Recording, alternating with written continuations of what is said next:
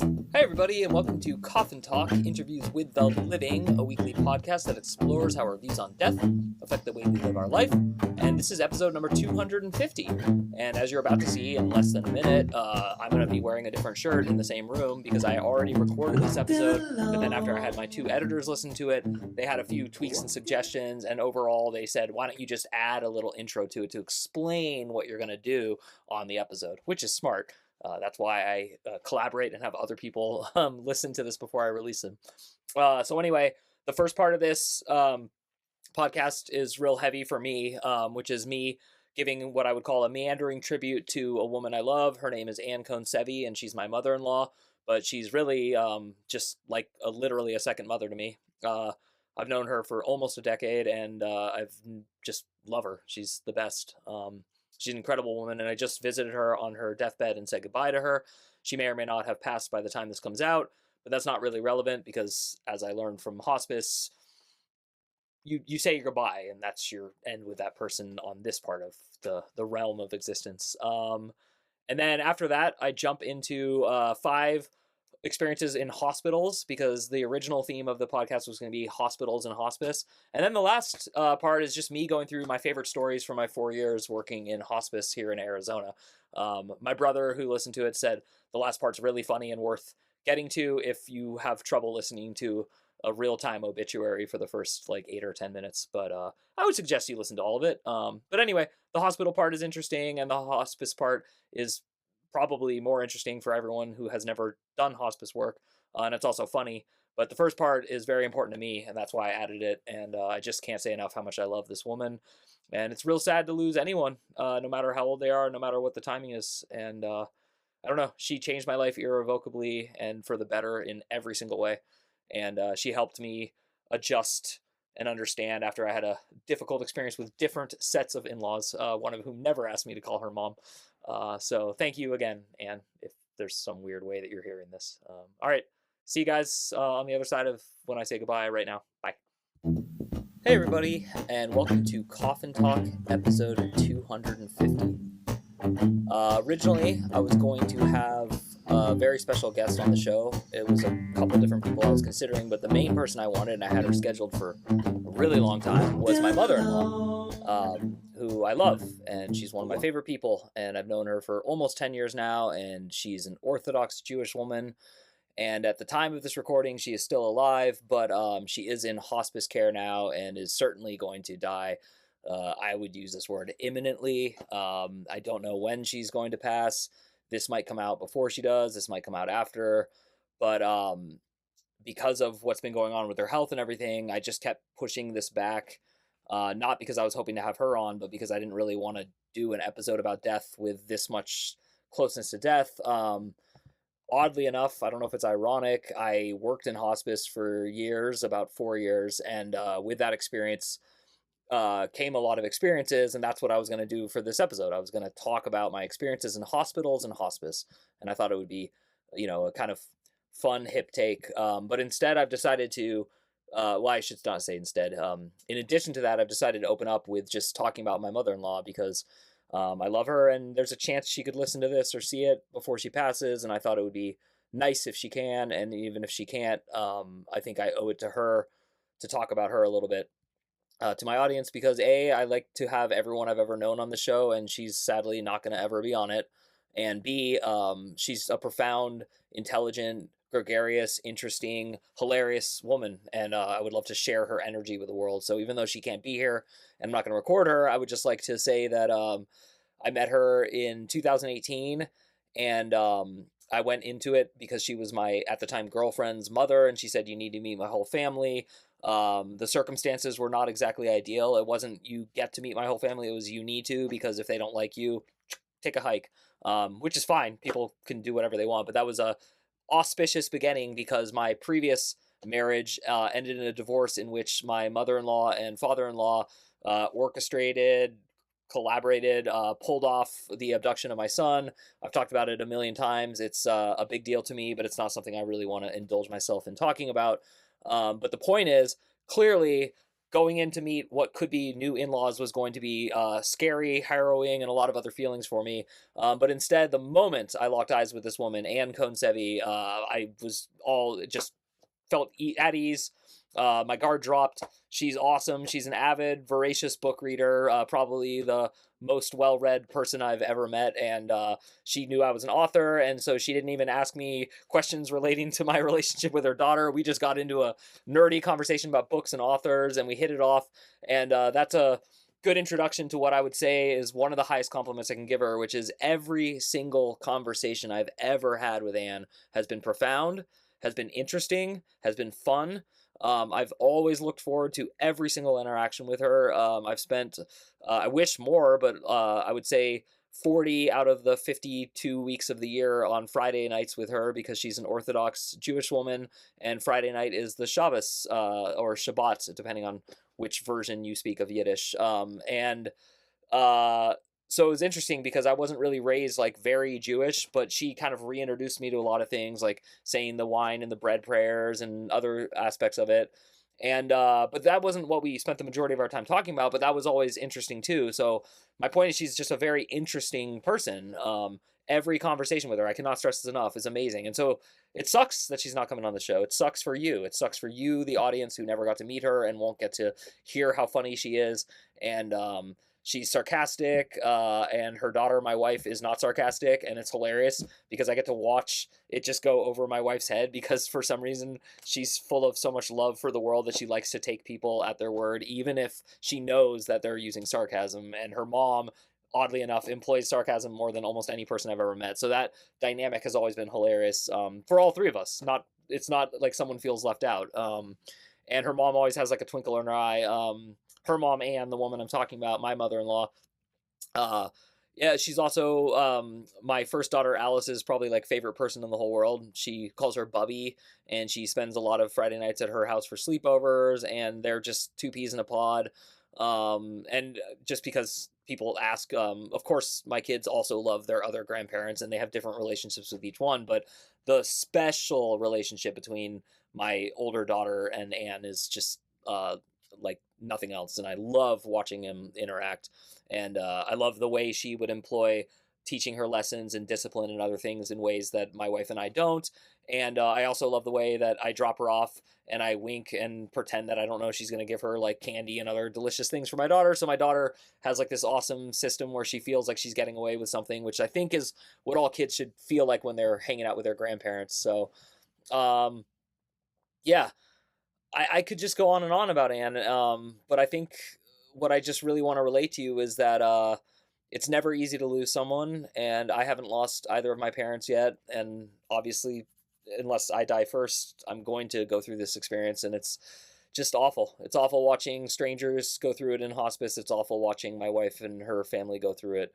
Oddly enough, though, it's not awful watching the person who's dying because it's intriguing to them, and it's also part of the natural order and part of life. So I feel like it's unnatural to fall asleep in the middle of the night and not wake up. I imagine that you do experience dying in those situations. I think we just think that people don't, but I think living through death is a part of life, and I'm not looking forward to my own, but I know it's going to happen, and I hope I'm able to understand it. And so I was able to have several conversations with Anne about death and dying, mostly related to her health, but sometimes not. But I did all of them in the last like 3 or 4 months.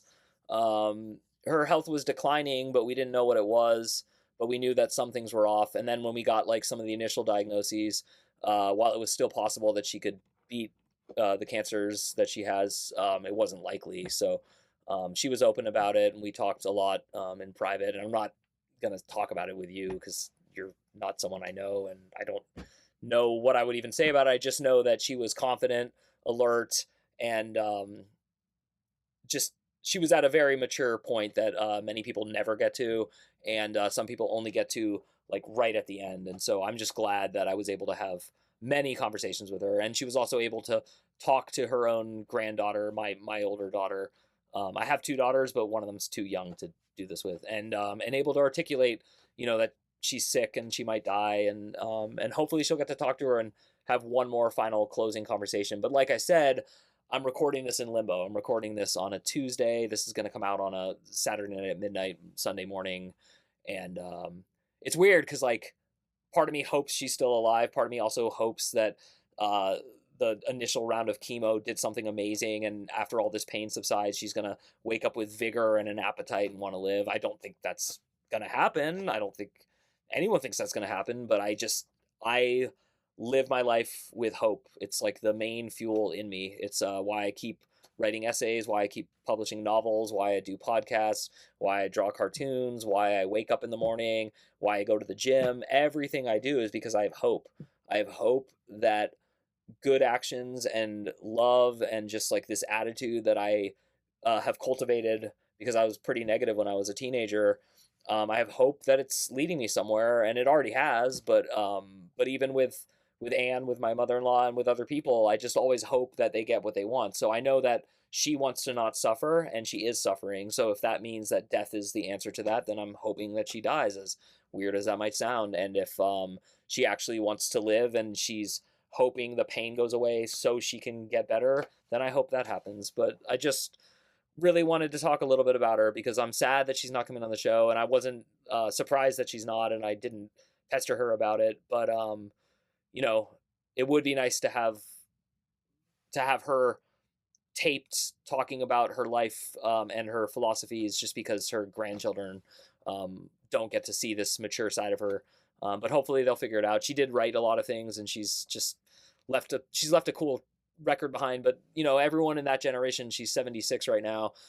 They didn't have like social media and like cameras and stuff to record, so there's just like less authentic, cultivated first-person material, and then our generation has too much of it. It's crazy. Although I didn't have it when I was a teenager and stuff, so thankfully I don't have like weird tweets from the mind of a dumb teenager. I just sort of feel bad always for young people with that.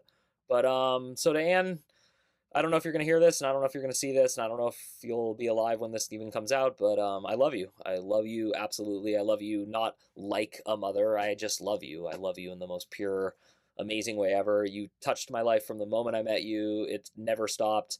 I've had one bad interaction with you. It was in the kitchen, and it was when you were telling me it was okay to do something that I didn't think was okay with my kid, and I said no, and we got into like the funniest confrontation I've ever gotten in, because it was like two people laughing at themselves while sort of arguing, and that was it. It was like literally that one memory I have, and it wasn't even like tense or bad. It's just funny that I have one memory of like actually butting heads with her, because there's a million times where she said, "Stop me if I'm being blah blah blah," because she doesn't want to be like a annoying mother-in-law, and she never was, never.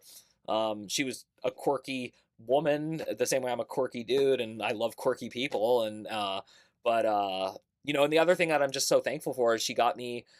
I got to have like first person conversations with someone who's an Orthodox Jew, whether you're Orthodox Christian or Orthodox anything. It's just fascinating to me, because I'm going to be really honest, I'm not religious, but I have the utmost respect for people who are like the Orthodox version, because I feel like the watered down versions aren't really faith to what it was. So it's like weird, because like, don't get me wrong, I don't think you should like stone people because some like book says you should, but I also think it's weird to like cultivate and change a religion if you actually think it was the word of God. So this woman, Anne, was faithful to the most, not like extreme form of Judaism, because there's like another off branch of Hasidic Judaism in Brooklyn and other branches that are weird, but just the main real form of Orthodox. You turn off everything electric at sundown on Friday. You don't turn it back on until Saturday. You do a lot more prayers on Friday night and on Saturday at the end of the Sabbath. Like, just you celebrate tons of holidays, and by celebrate, that's another funny part about like the Jewish religion. Some of them are like, like Yom Kippur is the most famous one, where you fast for like a day. So I wouldn't call that celebrating Yom Kippur, but it is. It's a day of atonement. So she just taught me a lot of wonderful things, not just about Judaism, but about life. And she's a therapist, and she's an amazing therapist, and she has like too many to count patients and people she helped throughout her career. Social work, working with the homeless, working with the poor. She was a single mom, raised 3 kids. She's just an incredible, incredible woman. I have the utmost respect for her. And her sense of humor. I'm just going to miss her sense of humor so much. She just always made me laugh, and it was always fun to go over to her house. I never felt like I was the son-in-law or like I was the outsider in the family. Never, not once. I've always just felt like she's Anne, and I can talk to her, and I can be as frank as I want to be. one time she told me to not take my shoes off in her house because it was impolite for like a dinner, and I like loved it. I would just love that she like said it to me the way you would say it to your own kid. Like it wasn't like the way you would say it to like an adult. You might just let them do it, and it was just cool.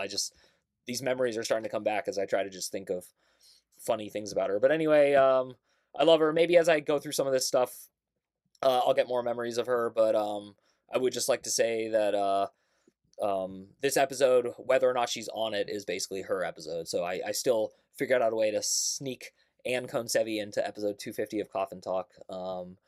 And if she passes before this comes out, maybe I'll add something, but I doubt it. And yeah, and I love you, Anne, and thank you for gosh, it's just been, I got to know you better than I've gotten to know almost anyone in my whole life. I've helped her after surgeries. I've taken her to operations and stuff. I've just like, it was great. I got to achieve intimacy with my mother-in-law, and like it was really cool. She's someone I'll always remember and always love and always treasure, and on a short list of people who got that close in my heart and will always live there. So thank you, Anne. I love you. So now I was going to talk about hospitals and hospice. The hospitals part is I was just going to talk about like how interesting hospitals are, because they're places you never want to go, but then if something bad happens and you're there, you feel safe, and at least you know like the best people who can are going to attend to you. And so I was just going to talk about my different experiences with hospitals. I had 5 of them I listed. One was when I was 18, and I thought I thought I had cancer, and I was joking with doctors and asking about NDEs, and then they stopped laughing, and they're like, I don't think you understand that like you have a cancer diagnosis. You're like, this isn't that funny. And that was my first experience with the hospital. And then my second experience was when I was 27 and I was hit by a car when I was on a bicycle. I teed it. It ran a stop sign, and I had to stay in the hospital for I think 3 or 4 days. And then I got out and I had a wheelchair and all this stuff. And then that was a different take because I was in the hospital overnight for several nights, and like I got to see like the same doctor would come in 3 days in a row, and he would look at a chart and not remember ever meeting me. And it was just mind blowing because I hear negative things. Just don't, I'm not talking you if you're one of these people, but I constantly hear negative things about pilots and doctors, and it's the same type of comments. And it's that they don't care about anyone and they only care about themselves, and they're extremely ego driven. I don't think that's true in either case, but I do know that my one experience in a hospital for 3 days, none of the doctors had even like a modicum of bedside manner. It was terrible. It was weird, and it left a bad taste in my mouth. The nurses, on the other hand, were amazing, and the CNAs, as always, were the best. And so again, not knocking nurses, not knocking doctors, just relating that one experience, what I got from it. And then long before that, in 1994, my mom had to go into the hospital for what she thought was like a pretty blasé surgery with her colon. They were going to remove something and then staple it shut. And there were just tons and tons of complications, and she kept staying in. And my parents weren't lying to me, my dad, but he was like, more babysitters, more nights without like mom coming home. And it got weirder and weirder. And then one time I picked up the phone and called her, and they put me through because I'm her son, and they should not have. And she was on morphine, and she sounded like she was dying, and she was freaking out, and she was talking about like spiders on the wall. And it was just one of the worst memories I still have to this day. And I remember hanging up and being worried about telling my dad that I'd called because I wasn't like supposed to or something. And I was just crying and crying. And I was like, my mom's going to die. And then this Dr. Bruce Logan, who lives in New York, and he's saved multiple people in my family's lives. And he's also the reason my whole life turned around when I was 18. I think I've told this story, and I'll tell it later if not. But anyway, things were going worse and worse, and he called the hospital and he said, did you use the wrong staples? I told you not to use these one staples. And the doctor's like, oh, I don't know. And then they checked, and they'd used the wrong staples, the ones that he had told them not to. And that was what was killing my mom. And they did an emergency, and they took them out, and my mom got better and she lived. So that was another hospital memory. And then the last one that I want to end on, no, there's 2 more. Sorry. My dad has only been in a hospital twice in his life, and both times were in the last year. He made it all the way until he was 78 without ever having to go into a hospital. And he says he thinks he might have been in one when he was born, and he thinks he might have gone in for some like flu symptoms or something when he was like 18, but like it's not a big deal. And the point is, that's my dad's relationship with the hospital. So seeing him in the hospital recently, he hates it, and he's not scared of doctors and medicine. He doesn't like it. It's very hard to articulate it, but he does not like it.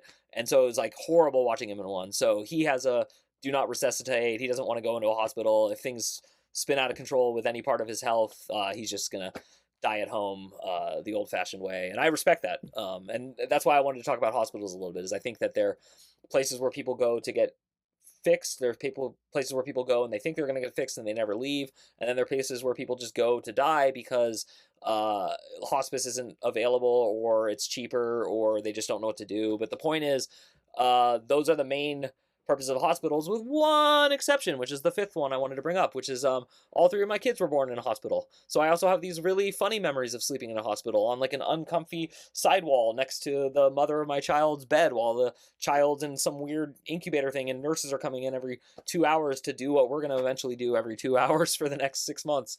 And so that's my other memory of hospitals. And so, yeah, so I just wanted to talk about those things. Oh, one more memory, because I wrote this note down.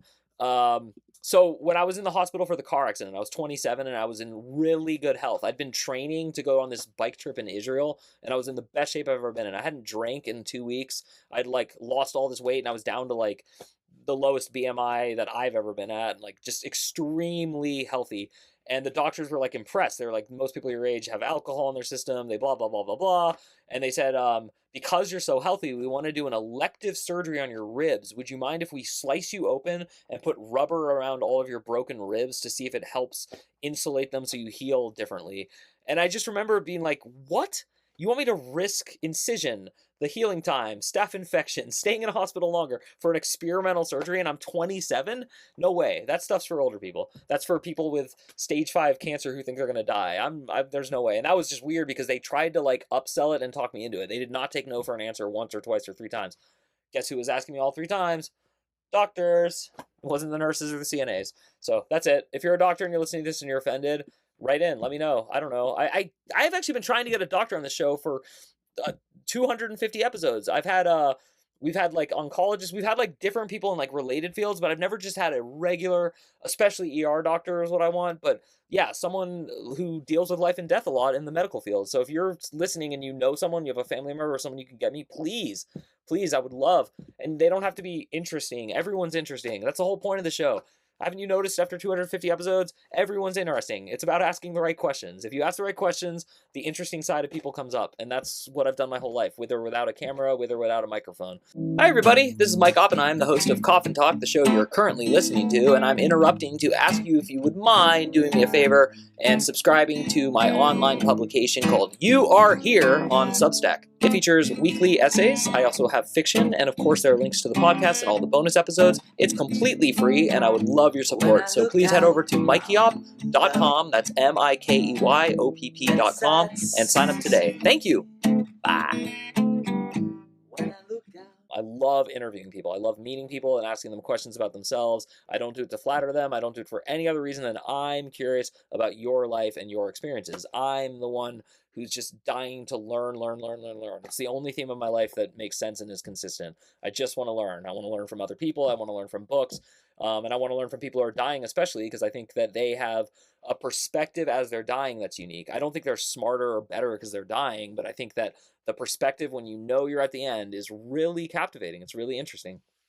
All right, we got 10 minutes left on episode 250 because I'm doing about half an hour.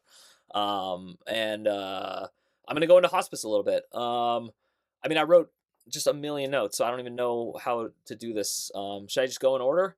Okay, I'll go in order. I'm going to start with Jenny. Jenny is the most memorable patient I ever had in hospice. She was actually one of the first patients I ever met in the ward. Oh, let me start off with, I worked for a major hospice company in the state of Arizona. It's the most famous hospice company in the United States, and actually in the history of hospice, it's like one of the 5 most important companies. I did not work for them from employment. I was a volunteer. I had to go through excessive training. I think it was like over a week and like really intense, many 8-hour days. And I learned a ton. And it was the kind of thing where you do get fired and they have like all these policies. So it felt like a job, but I was doing it as a volunteer. And I make that distinction because my wife says it's not important, but to me it's important. I did it because I thought I was going to become a CNA and then work in hospice. So I was like, why don't I volunteer first? And when I did hospice for the 4 years, I became friends with several CNAs. One of them I still just really, really miss. And actually, he said he'd come on the show, and I keep forgetting to really nag him for it. So hopefully he'll come on. But anyway, he was there for this experience with this woman, Jenny. And Jenny was amazing, and she just like was always crocheting and knitting, and she was interesting, and she liked to watch game shows. So I would just like hang out in her room because everyone else on this ward had dementia, including her. But they were like, most people had like really bad dementia by the time they got to my hospice ward. But we'd get these like occasional people who technically had dementia, but they were like very coherent. And so the rules for hospice is you have to have 6 months or less to live, and there has to be a diagnosis from a medical doctor. It can't be from like your shaman or like even a nurse. I think maybe states have different rules, but in Arizona that's the rule. Um, so this woman was designated with Lewy body dementia, which is the same form of dementia that Robin Williams made famous. It's terrible. It's where you have like visual and auditory hallucinations, and it can be very dangerous. So other dementias like missing memory, and then there's Alzheimer's, which is famous, and that's another form, but that's also different. But Lewy body is famous because like people think that their spouse is like a serial killer coming to kill them, so they grab a knife and like stab them to death. So if you have a spouse or a family member who you think has Lewy body, it's really ill advised to just let them stay at home with you. You're supposed to get them into a clinic or something. So this woman, Jenny, had Lewy body, but I never saw any symptoms of it until one day we were sitting in front of the TV watching The Price is Right. This is like months into knowing her. And she goes, huh, why is that blue cat always coming back? And it was just so funny because I was like, blue cat. And I just realized that she kept seeing this blue cat like for days and days and weeks. And that was like one of her hallucinations. Towards the end, some of them got a little worse, but I never saw any really bad ones. And that's kind of the point of the story is she just never seemed to get worse. And she just told me her entire life story. And the best part is because she had dementia and her memory was a little off, she would like forget which story she told me, so she'd repeat stories and she'd tell them like the same way, and I got to like kind of get to know her better, and then I would tell her things about my life and then she would forget because she wasn't forming new memories. So I got to like talk about my son being abducted and my divorce like over and over again with her like a therapist, in a fun way though, because she was just asking about my life and like wanted to know if I had kids and things. So it was like a weird experience, but we got really close. And then we got so close that her family really liked me, and so they invited me to their Christmas celebration, and I got to go to their house and have Christmas, and then they invited me to another family get together, and I ended up going to like several family functions, and then they had me go to the funeral, and it was just one of the most special experiences I had in hospice. There's nothing that'll ever live up to that for me. It was just incredible. And so that was just one of the coolest experiences I ever had in hospice. Another cool experience was this woman I met who was a former meth addict, and she was at the hospice ward and she couldn't afford to keep getting like the disability insurance, and there was all these like, there's just like this funding stuff going on behind the scenes, and she had no family members, so she got released, and I ended up going to her house in like the ghetto of Phoenix and feeding her cats for her, and like all these weird things to help her. And it was not, I would have gotten fired for it, but I just felt like doing it, and so I did it. And she was actually the first person I ever got to know who was doing, not doing, that makes it sound so bad. She would get these fentanyl patches because she had bone cancer in her back, and it was crazy to watch her, because she was like a recovering addict and she didn't want them, but she needed them. And so she would like be on them and be like, I'm going to be addicted again. It was just like interesting to like see how that kind of, whatever. And then like she would ask me, like she said, when you're feeding my cats, if you want, I got like a bunch of pot in the house, you can like help yourself to pot being marijuana. And like, it was just so funny. Like, it was just weird to like get to know these people, but she was super cool. And then, one day she started asking me to do more favors than just feed the cats. Like she wanted me to like check in with a neighbor and like call like a son or something in Idaho. And that was like really getting into bad, like breaking HIPAA laws. And I didn't want to lose my job. And I started to get that funny feeling you get. And that was like when I kind of could see like, okay, former meth head, like used to like carry gas bins and like ask people for money. Like I just started feeling the grift, and I never found out what happened to her because she never came back, and I wouldn't return her texts because, again, like I said, I just, whatever. Another interesting story. This was a really funny one. There was this Chinese man who was there who was actually like a legitimately famous artist. Like someone said he's famous, and I said whatever, and then I ended up looking up his name on the internet, and he was like super famous. Like Mao Zedong had kicked him out of China in the 70s because he was gonna get like or not kicked him. He left the country, fled in secrecy because they were gonna arrest him as a political prisoner because his art wasn't like meeting the Communist Party of China's strict weird policies. And he was one of the funniest people I've ever met, and he had like pretty weird dementia, so he didn't remember anything, but he would like pull his private parts out and like just do like weird like stuff, but it was all like because I worked in ESL for years and I took cross-cultural communications class and I taught Chinese people, he just was like using a Chinese sense of humor in America at the end of his life without like realizing it. Um, but I'll never forget that. God, I feel weird saying this on a podcast because it's just so funny though. But he had like the biggest penis I've ever seen and anyone on staff had ever seen, including lots of women and a couple gay men. And it was just one of the funniest things ever that he would just like pull it out all the time. And he's just like this old Chinese man, and he's a super famous artist. I wish I could remember his name. I could probably reverse look it up. I would never say it on this podcast, but it was just for my own benefit. So that was funny. Um, let's see. The other thing that I remember was this woman who was in her 80s, and she had a crush on me because she thought I was this person that she'd met at a wedding when she was younger, that she like a misconnection. And so for the entire 3 weeks she was at the hospital, every time or the ward that I worked at, it's like a hospital in a house. It's hard to explain, but it's like with rooms like a house. Anyway, she would run up to me and she would just like beg me to hang out with her, and she wouldn't leave me alone, and she'd whisper in my ear about like going up to her bedroom, and it was just like insane because like she was acting like a horny like teenager and she was like this old woman in her 80s.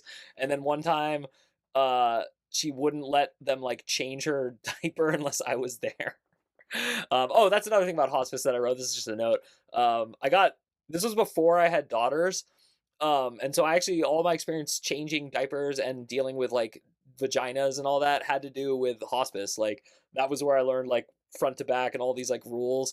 And I would regularly have to clean uh, old women's vaginas the way you clean like a young baby's when they poop and all that stuff. It was like crazy how much like hands-on experience I had. And like I remember just laughing that I never thought in my prime of my life in my 30s I would just be like hunched over dealing with 80-year-old vaginas and penises. And like it was just a weird, I don't know, like all these memories. So this is what I wanted to talk about in this episode. You can turn it off. But it was interesting, I wiped a lot of butts. I never was allowed to directly administer medication, but I would help with all of it. I was kind of like because I wanted to be a CNA, so they knew that. So like they would really really help me. Like they would take me into stressful situations. They would like, and I worked there like loyally. I was there sometimes as many as 5 shifts a week, as few as 3 for 4 years, and each shift was minimum 3 hours, sometimes up to 6. And oh my gosh, it's exhausting work. And the CNAs work 12-hour shifts, usually 4 days a week. That's normal. I mean, just the respect I have for CNAs and RNs, don't get me wrong. Meanwhile, the doctors, yeah, they were kind of like not not good. No bedside, no bedside manner, no bedside. And then I would dress people, and they was like dressing kids, like they'd want to wear like crazy tops with the wrong bottoms, and their family would come in and be like, "Who dressed you like that?" And I'd be like, "Well, they asked." And that was the other thing. Just dealing with family members was so interesting. I mean, just this one woman had a husband she loved, but towards the end, his dementia made him like really abusive verbally, and it was horrible. He would just scream at her and yell at her, and he would say like really mean things to her. And I remember just like hugging her outside for like 5 minutes one time, and she just said thank you. And like that was a lot. A lot of times, I would just like hug a person who's losing someone, or I was there as they were like, A lot of people ask me, did I watch people die? Not often. I once walked by a room and a person was alive, and then a minute later I walked past and I looked in and I was like, oh, they're dead. Like you could just tell. That's something I do always tell people is you can tell when someone's alive or dead. It's like crazy. There's like, I call it animus. I don't know what the name is, but there really is like passed out still looks alive, dead looks dead. And it's just like this thing I learned in hospice. People, I mean, you're listening to this, you might have more experience with death. It depends. I mean, you could be a police officer, or you could have been and worked in hospitals. You could also just have enough relatives who died. You held their hands at the last moment. So I was rarely, if ever, there when people were dying, because usually you call the family and the family's in the room, and it would be super weird for a volunteer, let alone even a CNA, to be in the room. So, but I would help pick up dead bodies and deal with that. Like rigor mortis is something I've experienced, and it's weird. Um, uh, there was a woman who was just really wise, and she had kind of like a sense of intuition, and she could tell that like I was not happy in my personal life, divorce, child abduction, single, lonely. And she would just give me a lot of advice. I remember her really vividly, and she lived much longer. That was another thing I was going to say is people get these diagnoses, but they just live as long as they live. It's crazy. I've seen people not have food for up to 2 weeks and still live. I've seen people they said they'd be dead by that Sunday, and they lived another 4 months. I've seen 5 or 6 people leave hospice after 6 months, and they seemed no more ill than the day they came in, and they had like stage whatever cancer. So it's that gives me a lot of hope. That's why I started off with the thing with my mother-in-law, is that you just never know. But I mean, but the will to live has a lot to do with it. But what's weird about dementia is you don't know what the will is, because the person doesn't seem to be who they once were. So that was, being on a dementia ward was interesting. We also would get overflow, though. We would get non-dementia people. I'm kind of rushing because I went past the half an hour mark, and also I don't know if this is interesting. I just don't know. I wanted to do something special for 250. I really wanted to have my mother-in-law on, and I also wanted to talk about stuff directly. I didn't feel like having a guest who's not special that way to me was going to work. So I asked my 2 oldest friends, and one is on a vacation, a work trip, and can't do it, and the other is the most private person I've ever met, and he'll never do it. And I respect the hell out of that, but I really wanted either of them to come on. Let's see. Oh, there was one time we had a 350-pound person who was so big that we had to bring in a special machine to lift them in and out of bed and to change them, and that was just interesting. So yeah, that was and we'd have to clean them like sponge baths, because they couldn't fit in the bathroom. They couldn't even enter the bathroom we had. So that was kind of an interesting experience, just because like they have machines to lift humans who get too big, especially at the end.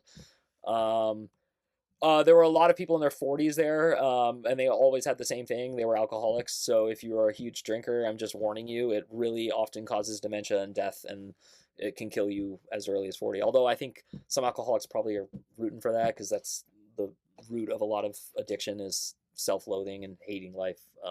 Speaking from experience here.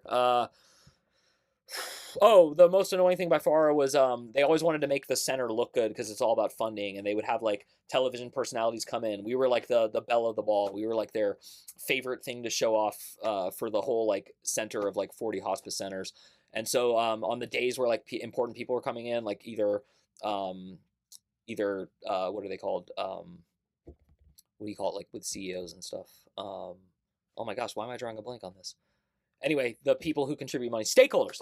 If a stakeholder was coming in, we would like have to like drop actually good policies. So like we would let's say there was a person who was trying to self-harm, because that's pretty often with dementia. So they're trying to like kill themselves or hurt themselves. You have to strap them. You just do. You trust me, you do. It's nicer to strap them than not. But they didn't want them to see them in straps, so they'd be like, unstrap them for the next 4 hours, and then they'd be like running against the wall and hitting their head against it as hard as they could, and they'd be like, why are they doing that? Give them drugs so they stop. And we're like, we can't give them more drugs, and we don't want to drug them, and we had them strapped and they weren't banging their head. You told us to stop doing this. And like that happened like so many times, not just with the straps, but with like tons of stuff, and that was so annoying. So again, I just hate that like funding and medicine in our country, my country, America, has like, it's just so disgusting. Because we never would have done that. We would have just done what's best for the patient at all times, but it wasn't what's best for the patient. It's what looks good to prospective clients who are going to fund us and all that, because it's a nonprofit. Oh, the main thing I did there, besides helping as like a fake CNA, was I played guitar. I would sit in the common room and play music, and I would just play concerts, and it was awesome. They were like the best fans ever. They would request songs. I would learn songs for them. It was super fun. And I think a couple of the doctors like hated me, because they just like, I played like 90s grunge song on an acoustic guitar and sang, and I think they hated it because I'd hear them slam the door to their office, but I didn't care. The patients liked it, and they knew that I was there for them. Another thing I picked up that little children do and adults with dementia do is pocketing food. You think they're eating, but they just hold it in their mouth. And I remember like sometimes it was amazing. Like they'd look like they didn't have it, and then they'd tell you like, did you check their mouth? And I'd be like, what? And you have to like hook their mouth open and look. And when you hook their mouth open, you could like just food, like a full meal would like fall out of their mouth. Like this woman once pocketed like an egg sandwich and an orange and like a side of bacon in her cheeks, like a chipmunk, but it didn't look like it. And that was memorable, air quotes. There were patients with HIV and hepatitis, and that was really scary, just because like you really had to be careful, especially with hepatitis. Hepatitis is way scarier than HIV. There was actually one time where the person had it so bad they wouldn't let me in. They're like, we are not going to let a volunteer in, because if something happens to you, it's not like, blah, blah, blah. And that was really sad, because I liked the patient, but they had hepatitis C, I think. And then the other weird thing, I'm going to end on this, was every time I said goodbye, I didn't know if I was saying goodbye, like see you tomorrow when I come back on for shift, or goodbye forever because you're dying. And I just always thought that was interesting, that I learned to say goodbye to every patient every day with 2 meanings: goodbye forever and until next time. And that was kind of special. It was, I think we should do that more with the regular people, because to go full circle to my mother-in-law, you never know when the last time you're going to see someone is. When I was in that car accident when I was 27, all these people thought I was flaking on a party I was supposed to go to. They thought I was flaking because I was a flake. Just to be clear, I'm not blaming the people, I'm blaming me. But anyway, they passed a phone around at the party saying, I can't believe you didn't show up and you didn't even call, like, what is wrong with you, blah, blah, blah. And then when they found out that I was in a hospital, I almost died that day. Like, they all felt like horribly guilty. But the point is, I felt bad because if I had died that day, there was this one person who I had not apologized to, who I owed one to, and I did apologize to her, and we got back in contact, and we're still loosely in contact now. But my point is, that was the lesson I learned when I almost died a couple different times, is don't be mean to people. Like, that's why I'm still nice. I refer to what my ex-in-laws did as abduction because there's not a different word for it. It's literally the only word. It's not kidnapping, it's abduction. It's against my will taking a person. And however, I have no ill will towards them. I don't wish anything against them. If someone said I could prosecute them for what they did, I would tell them no, I don't want to. I would just ask to immediately see my son and have split custody of him again, which is what I had before it happened. And a lot of that has to do with my experiences with death and dying. So I will say, if you listened all the way through this episode and you want Mike Oppenheim's takeaway after 250 episodes of Coffin Talk, I would say always live every day like it could be your last, but not like it is your last. That's it. This is Coffin Talk, episode 250. My name is Mike Oppenheim, and we will see you soon. I love you, Anne. Thank you. Bye. Walking alone when I walk into you, and I see that you see me, and I see you hear this tune, and I feel that you're near me, and I see you on the moon, and then I see that you see me, and I see you hear this tune, and I feel that you're near me, and I sing you are my moon.